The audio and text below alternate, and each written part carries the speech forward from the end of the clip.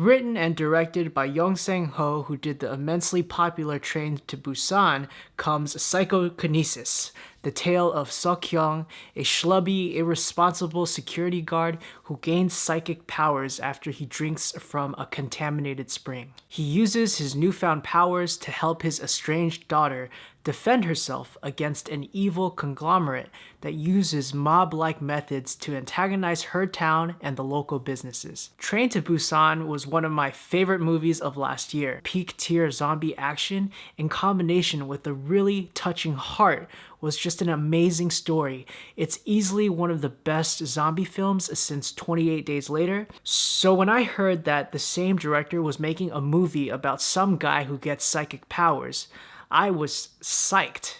And guys, this does not disappoint. This movie has amazing action, it's incredibly funny, and most importantly, it has heart.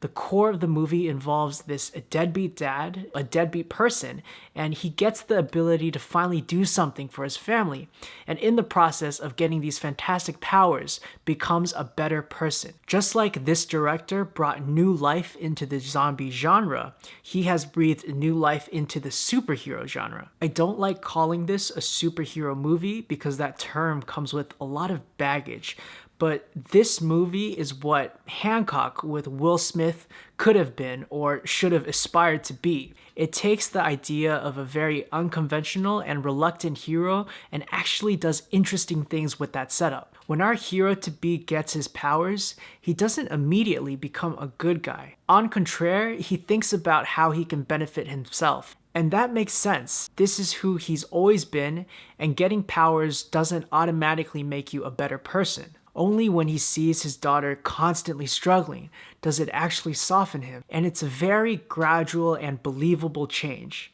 Not once did this feel contrived or forced out of necessity due to the plot. And I also want to talk about the daughter, Roon-mi. She's such a great character. She's a fighter, and it's her grit and tenacity that helps keep the town safe, and also what inspires her father to change. She has a combination of kindness and ferocity that's very well balanced because she's fierce while also being warm. She lets her father in, and even when he disappoints her, it doesn't break her down. She's one of the most well-developed secondary characters I've seen in a long time. Because this is a movie I highly recommend, I'm not going to say too much. If you enjoyed Train to Busan, you will love this movie. If you love movies in general, you will love this movie. The main difference that I want to reiterate is that this movie is funny.